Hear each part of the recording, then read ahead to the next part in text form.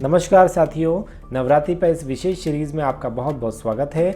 आज नवरात्रि का चौथा दिन है और चौथा दिन देवी कुष्मांडा पर समर्पित है। साथियों, ये कहा जाता है जब ब्रह्मांड में कुछ नहीं था, चारों ओर केवल अंधकार था और जीवन का कोई भी रूप मौजूद नहीं था, तब माता जी प्रकट हुई और उन्होंने केवल एक स्माइल से अपने अंदर की एनर्जी से पूरे ब्रह्मांड की संरचना करी। जैसा उनका नाम जाता है, कु मतलब छोटा, उष्म मतलब एनर्जी, अंडा मतलब की एग। सो कुष्मांडा माता जी ने ही अपनी शक्तियों से पूरे ब्रह्मांड की संरचना करी है जब ब्रह्मांड में कुछ नहीं था, केवल चारों ओर अंधेरा था। साथियों, मेंटल हेल्थ के पर्सपेक्टिव से, मानसिक स्वास्थ्य के दृष्टिकोण से अपन क्या सीख सकते हैं, यहाँ मैं एक कंसेप्ट इंट्रोड्यूस करना चाहूंगा जिसे बोलते हैं बिहेवियरल एक्टिवेशन। साथियों, डिप्रेशन का नाम, अवसाद का नाम हर कोई जानता है। उसमें होता क्या है, उसमें व्यक्ति का दृष्टिकोण पूर्णतः जीवन के लिए बदल जाता है। उसे चारों ओर अंधकार ही अंधकार दिखता है और आशा की किरण कहीं नजर नहीं आती। मन बिल्कुल उदास रहता है, एनर्जी या शक्ति महसूस नहीं करते हैं, रात और दिन गड़बड़ा जाते हैं और बिल्कुल भी उत्साह मौजूद नहीं होता है। कई बार ऐसे व्यक्ति जिन्हें अपना जीवन पूरी तरह अंधकार में नजर आता है, वो कई बार गलत कदम उठाने पे मजबूर हो जाते हैं ताकि उनकी पीड़ा को समाप्त कर पाए। लेकिन साथियों, जिस प्रकार से मां कुष्मांडा ने अंधकार में पूरी जीवन को प्रज्वलित कर दिया, उसी प्रकार कुछ तकनीक होती है जिससे आप अपने डिप्रेशन से बाहर निकल सकते हैं।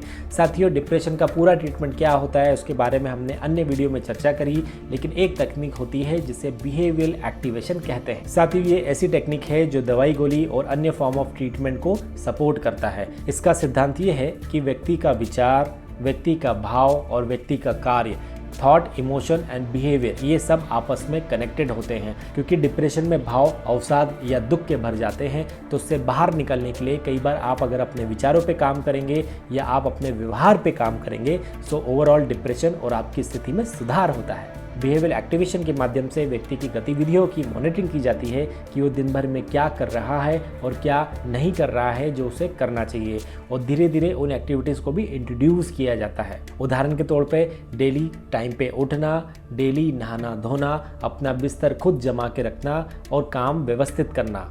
भले ही व्यक्ति की इच्छा नहीं हो, शरीर और मन उसके लिए प्रमोट नहीं कर रहा हो, लेकिन फिर भी उससे ये करवाया जाता है। क्यों? क्योंकि कनेक्शन है उसके थॉट, इमोशन और बिहेवियर पे। साथ ही काफ़ी स्ट्रक्चर तरीके से की जाती है। इसको थेरेपिस्ट या साइकेट्रिस्ट ही करते हैं और ये बहुत कारगर तकनीक है जिसके ऊपर दुनिया भर में साक्ष्य मौजूद है। व्यक्ति को एक्टिवेट करने के लिए कई बार मन में काफ़ी व्यवधान आता है, सो एक एक करके वो व्यवधानों को निकाला जाता है। जैसे ही वो थोड़ा थोड़ा काम करने लगे, सो इसे इन्फोर्स और एक्स्ट्रा सपोर्ट दिया जाता है। सो साथ ही ये छोटी सी बात थी जो अपन कनेक्शन ढूंढ पाए देवी कुष्मांडा और मेंटल हेल्थ के बारे में। वीडियो देखने के लिए बहुत बहुत धन्यवाद। साथियों, अपन कल फिर मिलेंगे देवी स्कंद माता के वीडियो के साथ में।